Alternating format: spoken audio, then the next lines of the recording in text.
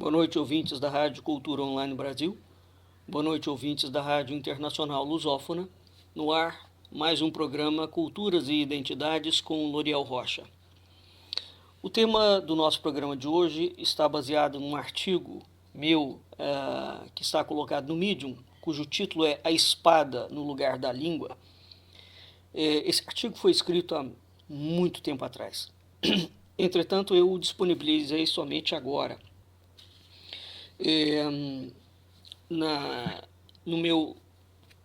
Na minha página no Medium. Bem, o programa de hoje vai, portanto, falar sobre a importância da língua, não é? Ora, o que é que está acontecendo neste preciso momento dentro do Brasil? Quando eu digo neste preciso momento, é neste momento mesmo.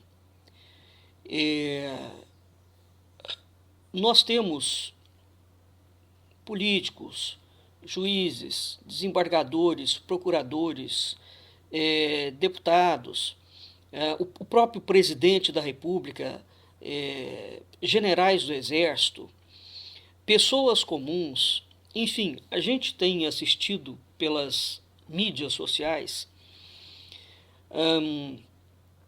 uma sequência de impropérios, de mau usos da língua, e aqui eu não me refiro a um sentido gramatical, né? Por exemplo, o fato da pessoa falar errado.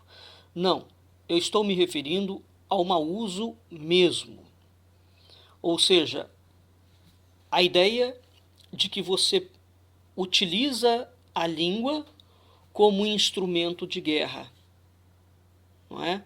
Onde a língua é usada para assassinar reputações, evitar o saudável debate de ideias, descredenciar pessoas. Então nós tivemos, durante um longo tempo, a utilização da língua dentro de critérios éticos, estéticos e poéticos. Portanto, desde tempos imemoriais, a língua de qualquer povo sempre teve uma correlação muito exata entre filologia, filosofia e teologia. Este nosso programa de hoje é sobre filosofia, a filosofia da língua, né? E, evidentemente, nós incursionaremos também por os aspectos da teologia. Ora, não pode ser tido como natural, de forma alguma pode ser tido como natural, que as pessoas xinguem as outras, como tem sido feito, né? Xinguem num sentido de insultar para descredenciar esta pessoa, como se aquilo que esta pessoa estivesse falando pudesse ser simplesmente refutado através de um palavrão. Então, o que existe atualmente no Brasil é um grandíssimo e enorme movimento tocado pela falsa direita olavética bolsonarista, e eu tenho falado muito sobre isto. Não é a esquerda que está fazendo o que está acontecendo no Brasil. É a direita, uma direita falsa, criada do dia para a noite, que não tem nenhum compromisso com a nação. Ela tem um compromisso com um projeto de poder. Isto é uma coisa bem distinta. E é preciso que a gente fale estas coisas, sem medo de falar, né? Muito bem. Aqui lembrando a obra de Antônio Telmo, chamada Filosofia e Cabalá, há um capítulo dessa obra em que Antônio Telmo diz, corretamente, que as tradições dos povos sempre atribuíram às palavras poderes mágicos, né? E a moderna filosofia, portanto a filosofia materialista de hoje, liga a esta longa tradição apenas um valor histórico, etnográfico, portanto um mito, não é? Enquanto a filosofia pretende explicar que essa crença resulta de uma mentalidade primitiva. Bem, Então, veja, o homem civilizado admite a eficácia das palavras, né? Mas ele admite essa eficácia das palavras numa esfera puramente psíquica, negando que as palavras têm um efeito sobre o corpo. Então, a filosofia moderna, direta ou indiretamente relacionada com algumas correntes mentais que combateram o catolicismo e combateram igualmente a própria filosofia, basta ver a importância que Platão dá à língua, às palavras. Basta ver a importância, por exemplo, que os judeus, os muçulmanos, os gregos e os cristãos dão à ideia da língua. Não é? Então, esta eficácia que essas quatro culturas admitem à palavra, na esfera das ações, ultrapassa o campo meramente psíquico. A língua atinge igualmente o corpo e a alma. Portanto, atinge a sociedade humana como um todo. Ora, muito bem, a falsa direita brasileira tem feito proselitismo e dito a farta e a barão que Antônio Gramsci utilizou-se exatamente da língua, né, dentro dos seus múltiplos aspectos, para produzir o chamado marxismo cultural, né, para produzir um domínio através da palavra para controlar as mentes e a população, para implantar um projeto de poder. Acontece, isso é um fato, isso é verdade, acontece que esta mesma direita tem feito com a língua portuguesa exatamente a mesma coisa que a esquerda faz e que Gramsci faz. Portanto, aquilo que eles criticam é meramente uma maquiagem, um efeito de retórica. Não há um único dia em que o próprio presidente da República age como um miliciano digital, linguístico. É grave o que está acontecendo no Brasil. E eu espero que neste programa vocês entendam um pouco o peso do verbo, da voz, da língua, da palavra. Toda ideia, toda teoria é expressa através de palavras. Ora, a política é precisamente, bem como a cultura, o campo da língua. Não é? Os debates, aqui num sentido saudável, são feitos utilizando-se as maravilhas da língua. Então, a forma mais saudável que nós temos de debater no campo cultural e político, porque a política é uma extensão da cultura vigente, não é o inverso. A forma mais saudável que nós temos de debater no campo cultural e político é exatamente trazendo à baila o debate de ideias e não o xingamento de pessoas. Porque o objetivo de você xingar uma pessoa, ao invés de discutir, debater a ideia que ela está trazendo, é precisamente desmoralizar in limine o debatedor. Porque uma vez que ele fique desmoralizado, a ideia que ele traz não é discutida. Ora, isto é exatamente o expediente clássico da chamada falácia ad hominem. Então, quando o senhor Olavo de Carvalho, Jair Bolsonaro e toda a milícia digital da falsa direita brasileira xingam as pessoas diariamente, os militares xingam as pessoas diariamente, xingam ministros do Supremo, xingam políticos, etc. Então, o Brasil optou por trazer a espada no lugar da língua, por transformar a política num campo de guerra. Ora, política não é guerra. Política é discurso. E por que eles fazem isso? Exatamente porque eles não têm estofo intelectual moral e espiritual, nem condições intelectuais para debater civilizadamente no campo das ideias. E quando você não tem gente, não tem equipe, o que resta? O tanque, a força bruta, a estupidez, a ignomínia. É muito fácil você transformar socialmente todo mundo em inimigo. Mas é inimigo por quê? Porque ele discorda da sua ideia? Então vamos debater a ideia.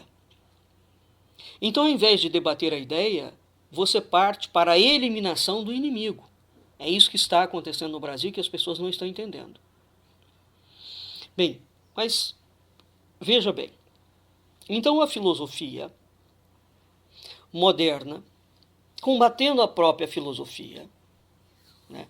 Veja o Crátilo de Platão, para nós termos uma noção de como a língua é importante para o grego. Né? Então, só uma doutrina contrária à própria doutrina grega, à própria filosofia grega, né? E à própria doutrina cristã, admite que a alma, tanto o cristianismo quanto os gregos admitiam que a alma e o corpo caminham juntos. Né? A alma é a forma do corpo. Portanto, ao admitir isto, refere-se que a palavra tem um alto grau de poder. Não é? Porque quem fala é a alma, não é o corpo.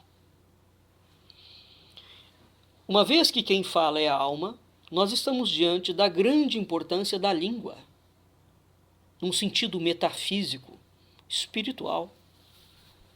Decorre disto a grande importância também da ideia, das teorias que surgem a partir das elaborações do campo do pensamento, que só podem ser expressos através da língua, escrita e falada.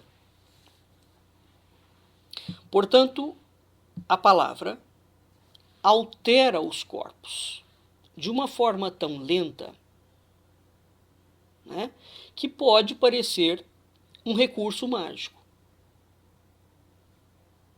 Né?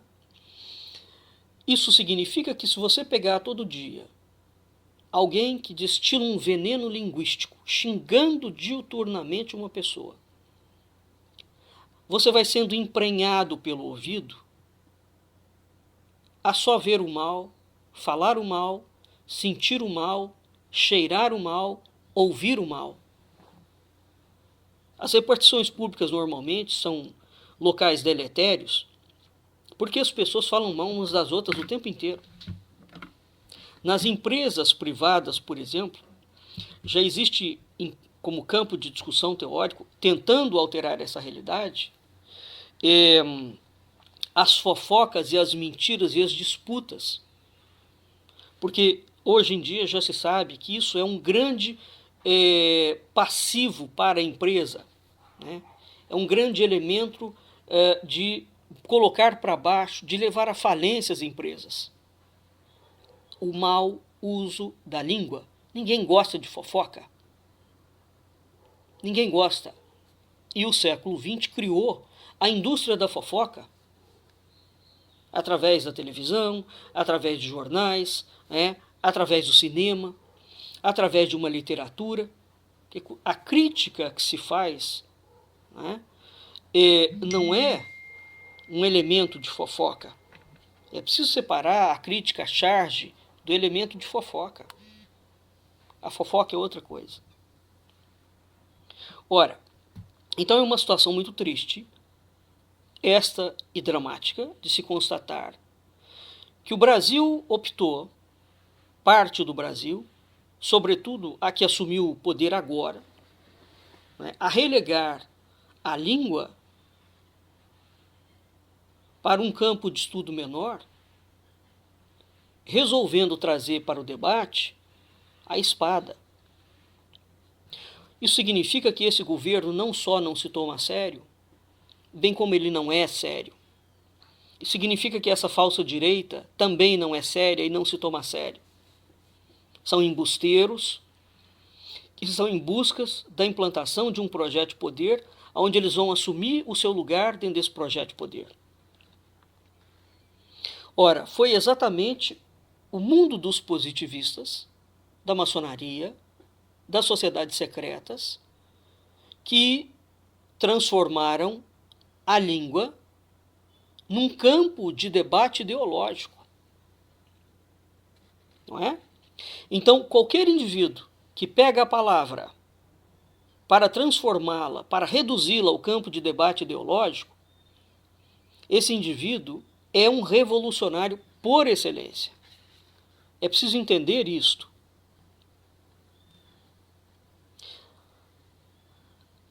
Em termos filosóficos, a palavra atua no inconsciente e no consciente. Então é preciso ponderar sobre a importância da palavra. As línguas não serão, como querem os revolucionários, de direita e de esquerda, instrumentos físicos, de tal forma que possa estar relacionado com mecanismos fisiológicos de manipulação social. Né? Isso é um crime não só fonético, mas, sobretudo, uma deformação completa do que significa a língua. Não é? Ora, até Freud mostrou que a palavra tem uma atividade que não pode ser explicada simplesmente por aquele condicionalismo físico. A palavra atua como uma força metapsíquica, como um agente invisível. Então veja, quando você tem um grupo cultural ou político, ou religioso, seja lá, o que for, que pega a palavra, que atua como força metapsíquica dentro da sociedade, e começa a xingar todo mundo diariamente e a incitar a sua militância para xingar também, nós estamos diante da forma mais fundamental de atividade de perversão da linguagem.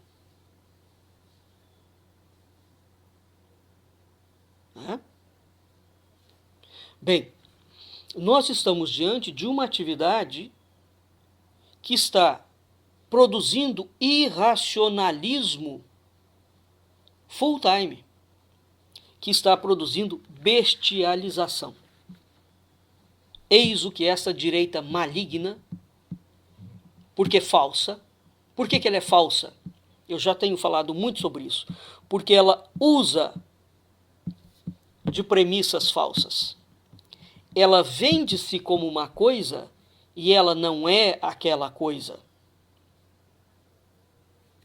Pois muito bem.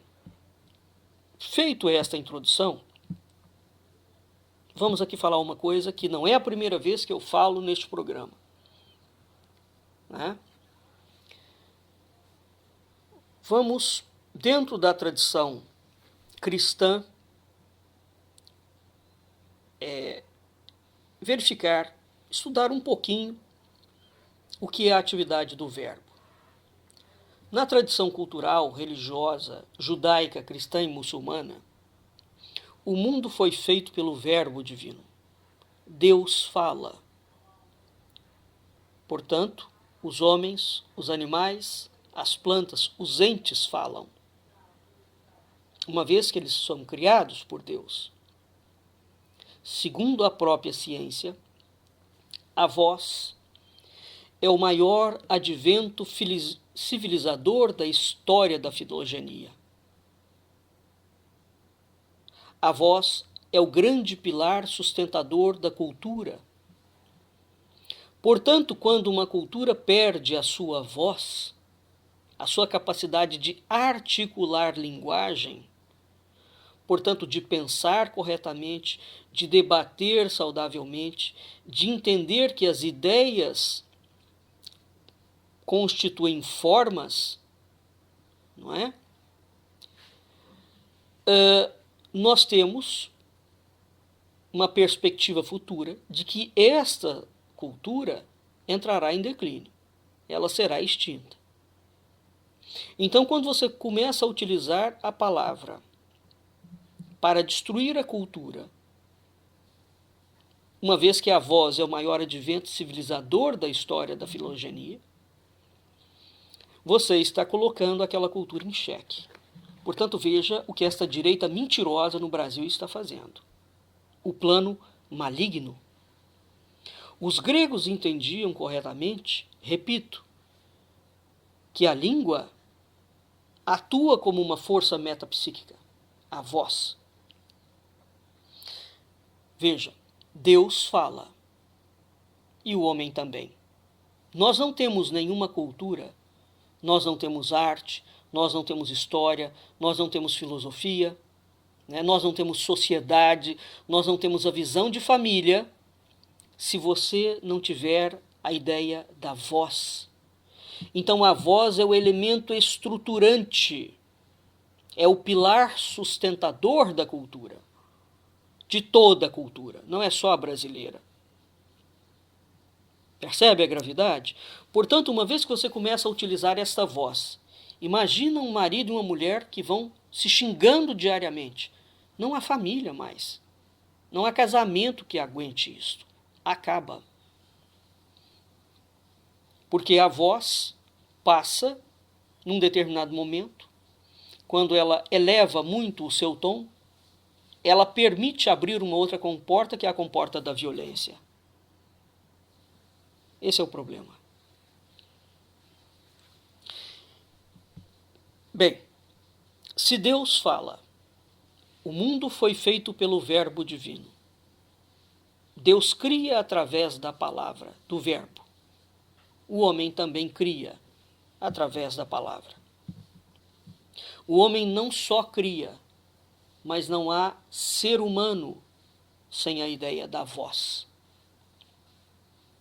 E dentro da escala da filogenia, como bem explicou o Prêmio Nobel de Medicina John Eccles, eu já fiz um programa sobre isso,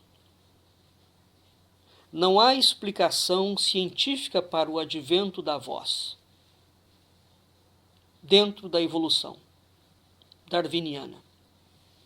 Portanto, John Eccles, um Prêmio Nobel de Medicina, admite que a voz, o surgimento da voz, é um advento transcendente. Bem, esta realidade de que Deus criou o mundo pelo Verbo, Deus fala e o homem também, esta realidade expressa, portanto, um organograma simbólico ordenativo do mundo. A voz surge como centro invisível do Verbo visível. Então, este repouso, digamos, é, no sentido mais profundo, uma atividade criadora. A voz, nesta simbólica ordenativa do espaço e dos seres, é semelhante a um átomo. Quando nós olhamos um átomo, um pêndulo, um sistema planetário, todas as formas de vida têm um centro invisível, não é? Que é o núcleo do átomo. Qual é o núcleo dos seres? A voz, a palavra. Tudo gira ao redor disso. Então, todo organismo vivo, todo ser, todo ente tem um centro no verbo, no logos, na sabedoria. Este verbo será, portanto, a fonte primitiva da vida, também invisível, por um sistema ordenativo que oculta a nossos sentidos, igualmente ordenados pela cultura. Então, por trás da cultura visível, física, constatável, experienciável, nós temos um centro invisível, a palavra, o verbo, a voz. Não é casual o fato de todas as culturas do mundo terem sido cantadas em versos pelos poetas. Mesmo o Antigo Testamento, a Torá, é escrito em verso. Então, curiosamente, foi através de uma gramática matemática, não é? Atuando como força metapsíquica, que os grandes poetas cantaram as culturas, eternizando-as de modo poético. Aqui não a poesia como nós a entendemos hoje, que é meramente um decaimento da palavra. Antes de serem banidos da polis, os poetas, portanto, eram os cultores do verbo. Sibilinamente, o filósofo português Teixeira de Pascoais, na sua obra A Arte de Ser Português, afirma textualmente o seguinte, abre aspas, a poesia converte a matéria em espírito, e por isso ela intervém na criação da alma pátria, definindo e sublimando as suas qualidades e tornando-as ao mesmo tempo universais e duradouras. O poeta é o escultor espiritual de uma pátria. Portanto, fecha aspas, portanto, é a voz que nutre, que sustenta, que mantém, que eterniza as culturas dos povos. É através da voz que se esculpe o espírito humano e se forja a face da nação. Então, por origem, a voz é um elemento urânico, celestial, não é? Por excelência. Ela pertence ao primeiro céu. E, para tanto, é preciso ler Santo Agostinho. Não é? Ela pertence ao céu original. Então, a voz é o elemento urânico por excelência, dado que Deus fez o mundo pelo Verbo. Em sendo assim, decorre desta realidade divina um ensinamento.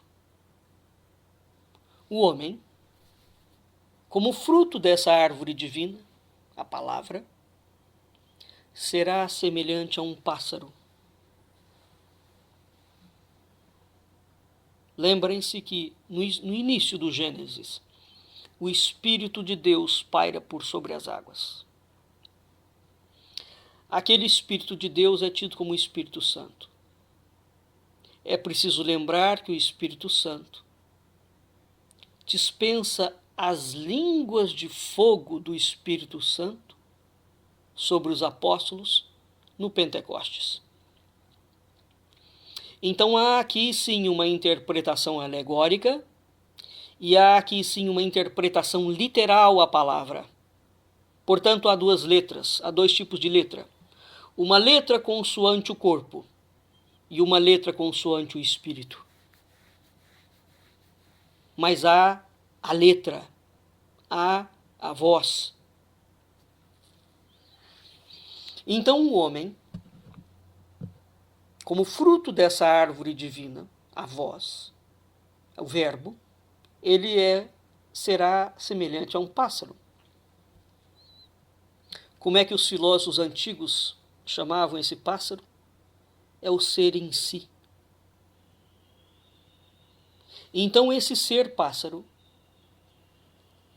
voa de ramo em ramo, sustentado, não pelas asas, mas pelo que move as asas.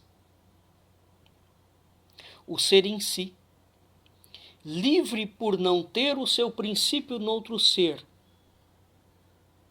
ele é mais do que o pássaro, ele é o voo. O pássaro, explica Antônio Telmo, foi pensado na ideia, em Azilut, como voo puro.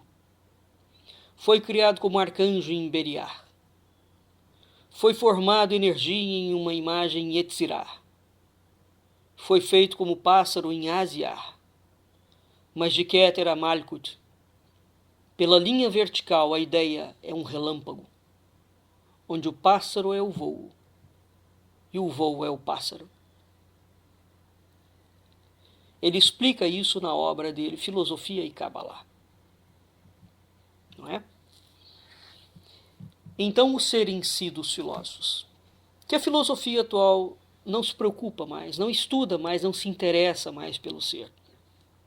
Porque Aristóteles cometeu o maior crime que um filósofo poderia ter cometido.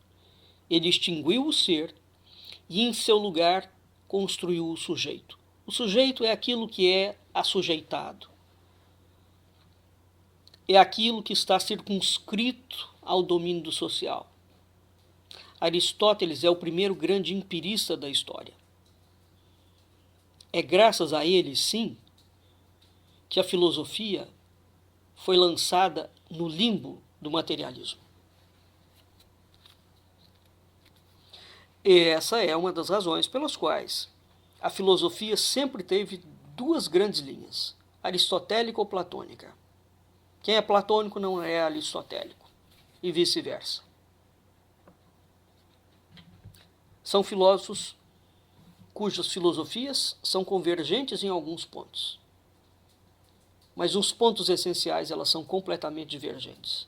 E sabe por quê? Porque Aristóteles era judeu. E era cabalista. Portanto, e essa perspectiva de origem da obra aristotélica tem sido relegada na análise da obra de Aristóteles. E eis a grande diferença, não é? Entre Aristóteles e Platão. Entre o mundo cristão e o mundo judaico. Porque a ideia de matéria, de Deus dos judeus, não é a mesma ideia cristã. E a ideia de matéria dos judeus também não é a ideia de matéria, ou de hyle, dos gregos. Portanto, emerge uma filosofia completamente diferente. Mesmo assim, Aristóteles concede a vós algum tipo de indicação suprema, mas não o fará como Platão. Ora, então, se o ser pássaro voa, sustentado por aquilo que move as asas, que é o verbo, o ser em si, ou aquilo que nos torna livre do mundo, é exatamente a possibilidade de desenvolvermos nós mesmos a nossa própria voz, a nossa própria palavra. Ora, todo projeto revolucionário é inimigo do ser em si. É por isso que os projetos revolucionários falam o tempo inteiro em coletivismo. Porque o coletivismo é exatamente o assassinato do ser em si, né? O assassinato da utilização da voz própria para submetê-la a um coletivo. Então tem alguém dentro desse coletivo, um intelectual orgânico, que está ditando as regras. Isto é tudo menos filosofia. Isto é tudo menos religião. Isto é tudo menos teologia. Porque tanto a filosofia quanto a teologia estão absolutamente empenhadas em permitir que o homem seja livre. E ele só o será livre pelo exercício da palavra, da sua palavra. E não da palavra que lhe é imposta, não da palavra que lhe é delegada. A conquista da própria palavra, o desenvolvimento do próprio verbo é o objetivo máximo da filosofia. De modo que é um crime incomensurável esta direita mentirosa, cínica, falsária, dizer que está falando filosoficamente em nome da cultura.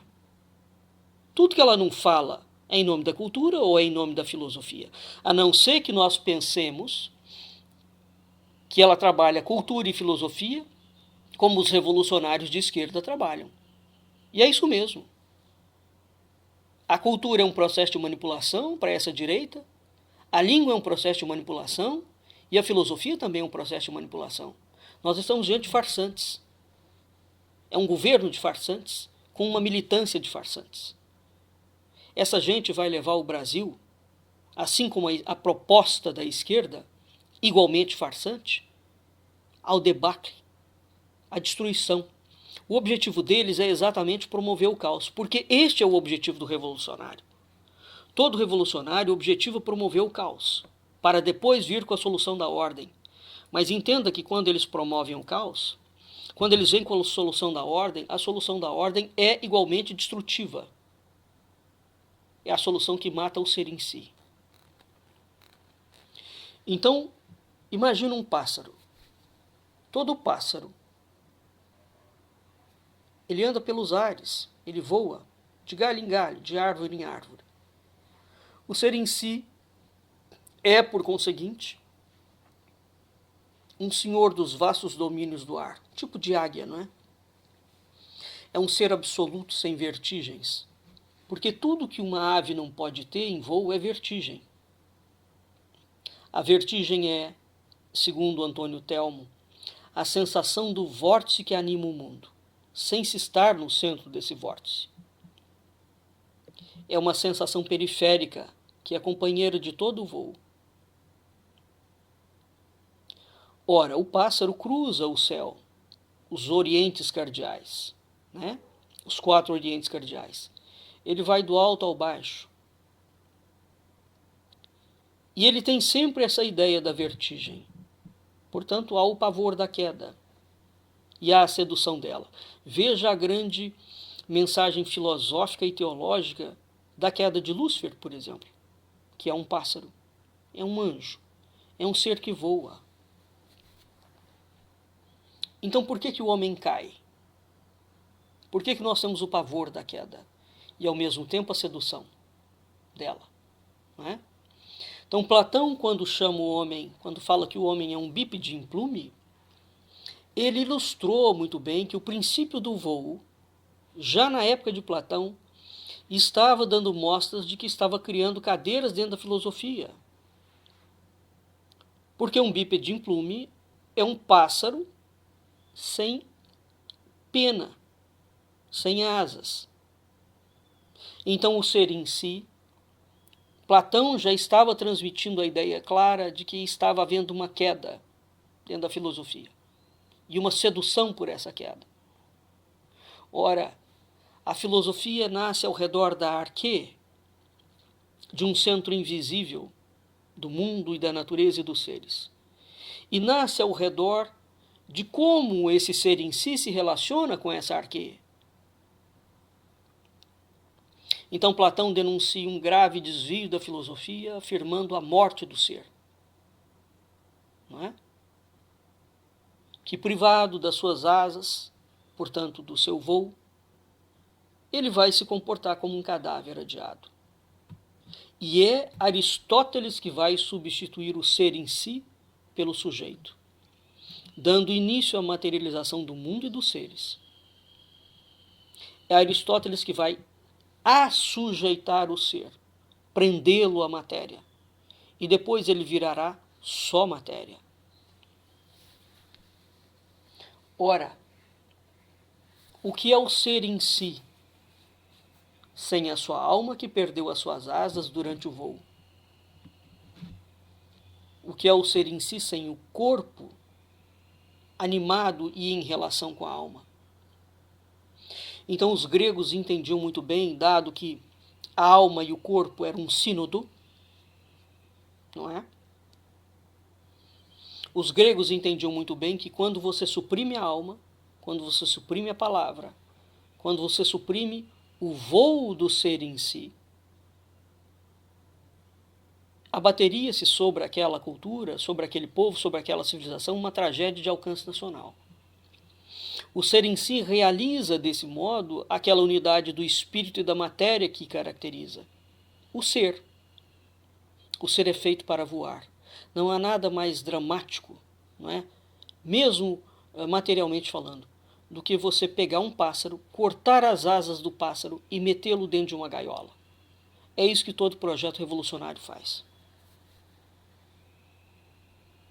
É isso que a filosofia que se colocou a serviço de ideologias políticas faz. Full time. A filosofia, antigamente, embora Platão falasse de política, ele não era um ideólogo político, hein? Alto lá e cuidado. Então, quem utiliza Platão, trazendo Platão para dentro da política, é um deformador da filosofia platônica. Aliás, é um deformador de toda a boa filosofia. Nenhum filósofo autêntico, com F maiúsculo, filósofo de verdade, ele se mete dentro da política. Nenhum. A falsa direita tem um filósofo que se meteu dentro da política, dizendo que não está se metendo dentro da política. É óbvio que se meteu. Não só mete, como tem o objetivo de transformar a política. Ora, todo filósofo autêntico, com F maiúsculo, ele discute os problemas do mundo. Isso é o papel da ágora, não é? Isso é o papel da filosofia, discutir as questões do mundo. Porque é próprio da filosofia discutir a questão. É filosófico isto. Uma coisa, portanto, é você refletir sobre o mundo e os seus problemas. Outra coisa é você utilizar da discussão filosófica não para refletir sobre o mundo, mas para moldar o mundo conforme a sua visão filosófica. Aqui nós temos um projeto revolucionário, em curso e em ação. Portanto, o que movimenta a falsa direita, em termos de propositura filosófica, é um projeto de poder revolucionário ideológico, criminoso, como é todo projeto revolucionário. Por que ele é criminoso? Porque todo projeto... Vamos entender o que é um projeto revolucionário. É aquele projeto que usa da língua, da palavra, das ideias, das teorias, para implementar uma teoria de poder. E toda teoria de poder para implementar, ela tem que calar as consciências, calar as mentes, eliminar os corpos, as diferenças, transformar todo mundo em inimigo.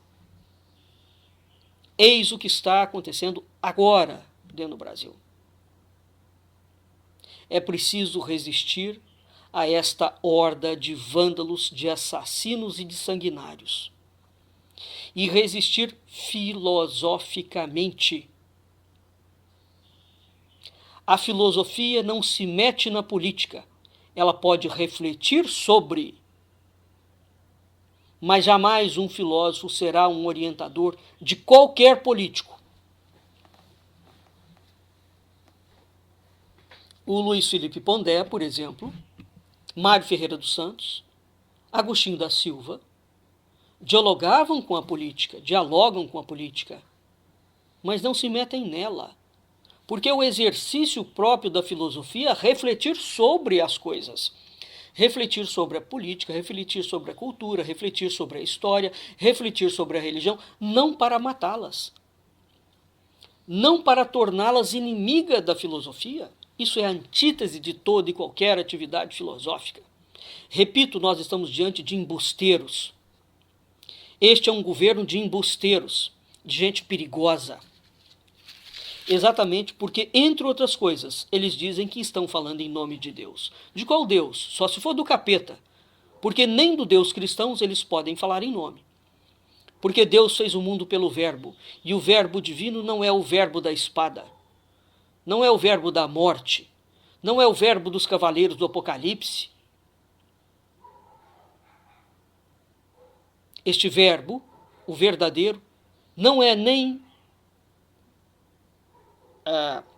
que eles não usam, não pode ser nem tido como verbo da filosofia, porque não é, nem pode ser tido como verbo da religião. É o verbo de todo ideólogo revolucionário, de todo indivíduo que é o mal encarnado. E aqui num sentido filosófico. Este é um programa em que eu estou falando de filosofia. E há muita filosofia em tudo isso que eu estou falando. Eu vou deixar o link abaixo do meu artigo no Medium, que é filosofia pura. Ora, então, para a gente finalizar, o que acontece com um homem com uma sociedade, com uma cultura, com a história de um país, quando ele perde a sua capacidade de raciocínio. Quando ele acha que a guerra é o fundamento e a justificativa para combater inimigos. Ora, em termos cristãos, todos os homens são filhos de Deus, portanto não há inimigo dentro da própria propositura cristã. Se você diverge de uma pessoa, da ideia de uma pessoa, utilize o seu conteúdo intelectual, a sua capacidade intelectual para debater a ideia e contraponha ideia contra ideia. É isso que faz a política. Então aquela ideia que for melhor, né, que tiver mais adeptos, ela vai vencer no campo do debate político. Ela vai ser implementada, vai criar um projeto de lei, né, vai criar um programa de governo. Então por que essa falsa direita quer aniquilar todo mundo? Porque eles não têm debate, eles não têm força de debate, eles não têm capacidade de debate, não tem gente colocada dentro do parlamento e não estão dispostos a fazerem o jogo político. Então qual é o jogo político? É o jogo do debate, do convencimento. Diariamente este presidente falsificado por uma junta militar maçônica fala mal da forma de fazer política. Ora, a forma de fazer política é exatamente o debate de ideias e o convencimento.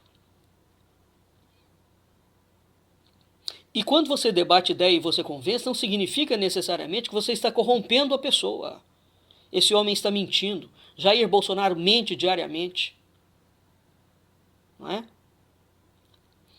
O que não é a política? É tudo aquilo que abre mão do debate e do convencimento. Então há várias formas de corrupção, hein? Corrupção não é somente por dinheiro, não. Não há pior forma de corrupção do que aquela que transforma a política em guerra. Porque da guerra você parte para o tanque. E quando a política é transformada em guerra, todo mundo vira inimigo. Portanto, cessa toda a ideia de debate de ideias. Cessa toda voz. E nós somos seres humanos. Portanto, pensamos diferentes por essência e origem. Não somos obrigados, por essência e origem, a pensar igual a ninguém. Tá? Uma ideia que eu adoto porque eu quero adotar. E não porque ela me está sendo imposta. É preciso entender as coisas como elas são.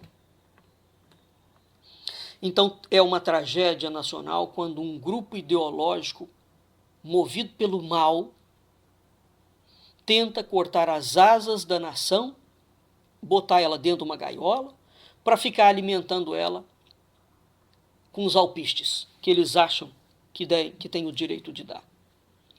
O ser em si dos filósofos realiza aquela unidade do espírito e da matéria. É isso que caracteriza o ser. O fim, digamos, se a gente pudesse falar dessa forma, de toda a cultura está subordinado a um objetivo comum superior, que é colocar o ser em si ressurgido em frente ao seu destino divino. E qual é o fim do ser em si? O de ser o verbo em atividade contínua. Não é? Então tudo que uma cultura não pode fazer é matar a palavra da pessoa, a sua voz. Este fim é um fim transcendente. Ele não é um fim que possa ser o resultado de uma ação de uma escola, de uma universidade, de uma família, de uma ideologia, de um mestre, de um político. Porque este fim não é alcançado por vias materiais, filosoficamente falando. Esse fim é alcançado, né, ou pode ser visto através da sabedoria. E não há um caminho para a sabedoria, porque a sabedoria, assim como a verdade, é o caminho. Então não há nenhuma escola filosófica, nenhum guru, nenhum político que possa dar voz num sentido transcendente a um ser humano. Não há nenhum político, nenhum filósofo, nenhum padre, nenhum pastor que possa produzir cultura de cima para baixo, com um decreto, com caneta Bic. É urgente entender que o ser em voo, o ser em si, mostra todo o seu esplendor, nos revela toda a beleza e toda a sua eficácia, não quando ele abre as asas, mas quando ele está em voo. E quando o ser em si, o pássaro, está em voo, este ato de voar é uma metamorfose da alma com o corpo, é um processo dialético de formação e de manutenção da luz do ser. Luz essa que foi dada dentro da perspectiva cristã, católica, por Deus. Luz essa que foi dada dentro da filosofia grega pela própria ideia do ser em si. Então, o que move as asas do ser em si é o verbo, é a palavra. Não é a política, não é a cultura. A voz, como centro invisível do verbo visível, é herança e tradição divinas dentro do homem. A voz tem um sentido coletivo, porque o homem, dado que é pássaro, não cabe dentro dos seus limites individuais, porque o pássaro está voando sempre. Ele vai de um espaço para outro espaço. É por isso que as culturas dialogam, divergem, comungam, se afastam, né? Se enxertam mutuamente, porque o homem, como pássaro, voa de galho em galho, de árvore em árvore, de país em país, de época em época. É exatamente a voz que constitui uma ideia de pátria. Porque a voz, adquirindo uma língua, uma história, uma cultura, uma arte, uma literatura próprias, também adquire a sua independência política. A política é a extensão da cultura vigente, e não há cultura sem voz. Né? Então, acima de ambos, cristalizando a ambos, está a voz. É preciso, portanto, destacar que desta confusão originária de você achar que a política pode modelar a voz, é isto que resulta todos os males. É isto que fomenta e que sustenta as ideologias.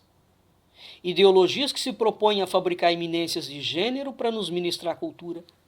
É isso que está fazendo a falsa direita nacional.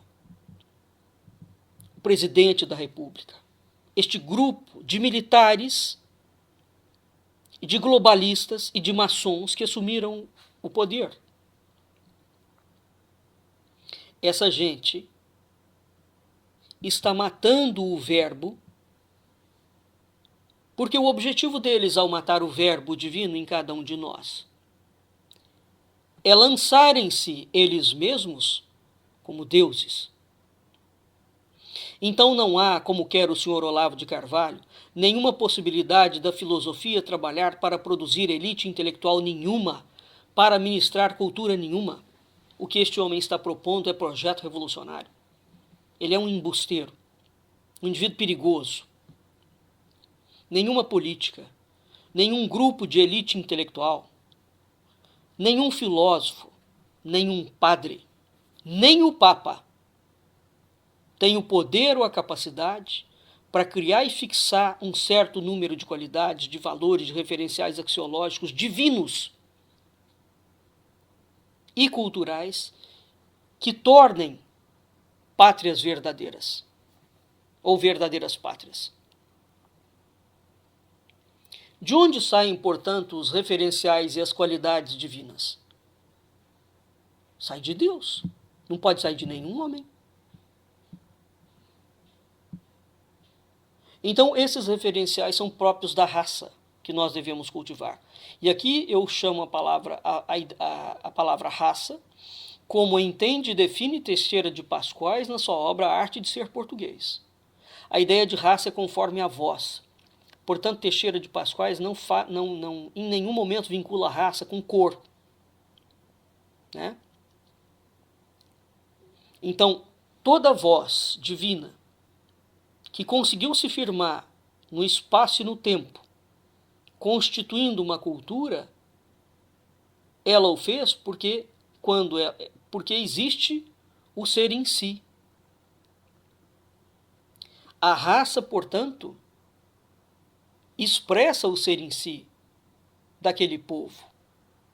Agora, por trás existe a voz, como centro invisível do verbo, como centro visível do verbo invisível. A espada mata a voz, porque a espada é a antítese do pássaro. Esta espada não é aquela de Cristo, hein? Esta espada é a espada do tanque, da guerra, do revolucionário. Veja que a própria mensagem cristã é uma pregação, é palavra. E a própria ideia de católico reside exatamente na busca da palavra perdida. Portanto, quando um grupo pretensamente filosófico, pretensamente cultural, pretensamente político, mata a voz e no lugar dela coloca a palavra, eles estão simplesmente forjando um espírito simiesco, constrangedor, castrador de toda a iniciativa criativa. Eles são inimigos de Deus, eles são inimigos da filosofia, eles são inimigos da religião e eles são inimigos da cultura, porque eles são inimigos do voo, eles são inimigos do pássaro. Historicamente, toda cultura que adotou a espada como guia e como condutora dos seus processos extinguiu-se a si mesmo de um modo muito eficiente. O Brasil atual, em nome de Deus, e é preciso que se pergunte, de qual Deus? O Deus cristão é que não é. É um Deus inventado, é um Deus fabricado. Então, este Brasil atual, em nome de um Deus que mais parece um demônio, adotou a espada no lugar da voz, transformou a política em guerra, numa demanda primitiva para substituir os vastos domínios do sol e do voo do pássaro pela queda, pela sedução vertiginosa do mundo das sensações periféricas. Essa gente estimula o tempo todo a periferia em todo o mundo. Estimula os sentimentos mais vis e mais baixos. O ódio, a vingança, a falta de compostura, a falta de ética, a guerra, o xingamento, o insulto. Como é que você pode extrair algo bom, dizer que está produzindo algo bom, quando você só fomenta a queda, a sensação periférica, o que existe de pior dentro do ser humano? Não há opção nenhuma, caros alunos, a ser feita entre a voz e a espada. Parafraseando Teixeira de Pascoais, o Brasil, assim como Portugal, é uma raça. Porque existe uma língua portuguesa, uma arte portuguesa, uma literatura portuguesa, uma história portuguesa que inclui a religiosa.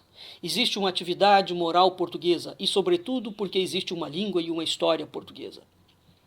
Tudo isso foi construído através da voz. A nossa voz tem um caráter ontoantropológico, está fundada no verbo divino. Não há, portanto, opção alguma a ser feita entre a voz de Deus e a espada política dos homens. Há que resistir a esse projeto simiesco, farsante, maligno. Há que resistir a ele, porque nós precisamos manter aquilo que nós verdadeiramente somos, por essência, origem e tradição. Nós temos o nosso espírito, tem uma iniciativa criadora, nós somos o ser em si, nós somos criaturas livres. E em nome de nada e nem de ninguém, a nossa liberdade pode ser vendida ou comprada, ou destruída. É isto que historicamente todo o mal, os seres, os projetos, os políticos, os filósofos, os guerreiros, os generais, empenhados na disseminação do mal, fizeram com o mundo. matar o ser em si e transformar o homem num macaco, num repetidor de programas e de ideias revolucionárias. Se os brasileiros são seres e todos os homens do mundo são seres, a pátria brasileira é um ser espiritual. Ambos, os brasileiros e o Brasil, são pássaros, cujas vidas devem ser sintetizadas, sacrificadas, consagradas numa esfera transcendente, a do Verbo Divino. É isso que manterá o pássaro em voo sem medo das alturas, imune a toda a sedução da vertigem e o pavor da queda. Então, é preciso entender que nós somos voz. O mundo foi feito pelo Verbo. Deus fala. E os homens também. A voz é o maior advento civilizador da história da filogenia. É o grande pilar sustentador de uma cultura. Não existe nenhuma cultura que possa existir sem voz. A ausência de cultura será basicamente a grande miséria de um povo. Um povo que não pode ler porque o livro é artigo de luxo em seu preço.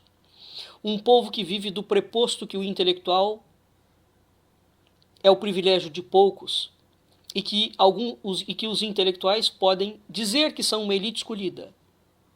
Um povo que está submetido à vontade de políticos malignos. Este povo nunca poderá exercer o seu fundamental e irreversível direito, que é o de usar a palavra de sua língua máter como proprietário maior e indiscutível. É pelo exercício da palavra que se alcança a liberdade de dar forma ao nosso pensamento. Democracia é a doutrina política favorável à intervenção do povo no governo. É a proposta do melhoramento deste próprio povo, fazendo uso da sua própria palavra. Um povo sem cultura não intervém em coisa alguma pela ausência de compreensão ao que lhe será melhor. Um povo sem cultura é um povo fadado ao extermínio, porque é um povo que abriu mão do ser em si, que lhe caracteriza e lhe configura. Deus fez o mundo pelo Verbo. Deus fala. E o homem também. Até o próximo programa.